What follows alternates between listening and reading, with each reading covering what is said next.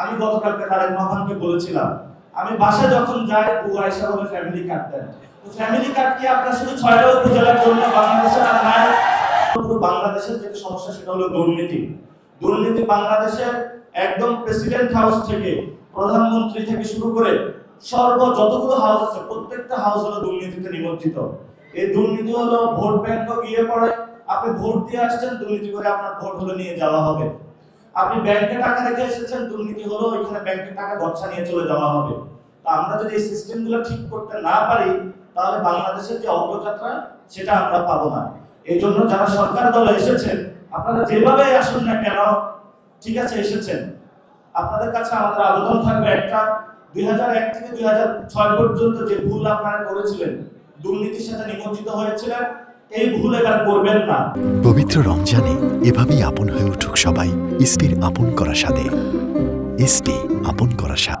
আমরা শুনতে পাচ্ছি প্রশাসনের বিভিন্ন জায়গায় বড় বড় যে পোস্টিং গুলো রয়েছে 50 কোটি, 100 কোটি, 150 কোটি, 200 কোটি টাকা দরে বিক্রি হচ্ছে, মাছ বাজার গরু বাজারের মতো। তো এই রাষ্ট্র তো আমরা চাই না। বাংলাদেশ ব্যাংকে এক্সওয়েটার ব্যবসাকে নিয়ে আসা বসায় দিয়েছে, যেখানে আমাদের সবচেয়ে বড় এই সময় হলো ইকোনমিক ক্রাইসিস। এই ইকোনমিক ক্রাইসিসের সময় তারা এমন একজনকে দায়িত্ব দিয়েছে যিনি আসলে ইকোনমিক ক্রাইসিস থেকে বাংলাদেশের উত্তরণ ঘটাইতে পারবেন না।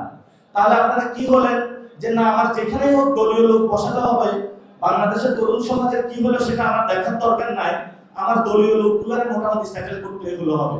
আগে ছিল হাওয়া ভবন, তারপর হলো লন্ডন ভবন, এখন হলো গুলশান ভবন। তো একই পরম্পরাতে তারা আইসা সেই ভবনগুলো দখল দিয়েছে এবং বাংলাদেশে এগুলো রাজত্ব কায়েম করার চেষ্টা চালাচ্ছে। এখন তারা হলো, আমি গতকালকে তারেক রহমানকে বলেছিলাম, আমি বাসায় যখন যাই বউ আয়েশা বলে ফ্যামিলি কার্ড দেন। তো ফ্যামিলি কার্ড কি আপনার শুধু 6টা উপজেলার জন্য বাংলাদেশের আর নাই?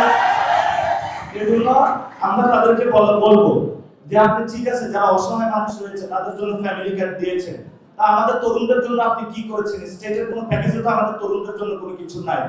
আপনাদের যে 31 দফা ছিল, সেখানে তরুণদের যে দফাটা ছিল সেটা আমরা আগেও বলেছিলাম এটা বোগাস একটা দফা। ইলেকশনের পর পর্যন্ত বাংলাদেশের 50% তরুণ, জীবন দিল তরুণরা, রক্ত দিল তরুণরা, তরুণদের রক্তের উপরে আপনারা ভর করে ক্ষমতায় গেলেন, ক্ষমতায় গিয়ে তরুণদের কথা ভুলে গেলেন। এটা হলো নিমকহারামি রাজনীতি। এজন্য সরকারকে আমরা আহ্বান জানাবো, আমরা তরুণরা অনেক কষ্টে আছি, বাসা গেলে বলে কিরে তুই রাজনীতি করিস, তোর পকেটে টাকা নেই কেন? আবার এগুলো বাহিরে আসলে মানুষ বলে যে তোমাদের কাছে কি পাওয়ার আছে তোমরা আমাদেরকে দিতে পারবা, তোমাদেরকে ভোট দিয়েছি, ভোটটা তো হলো ডাকাতি করে নিয়ে গিয়েছো, ডাকাতদেরকে তোমরা কেন ধরো নাই?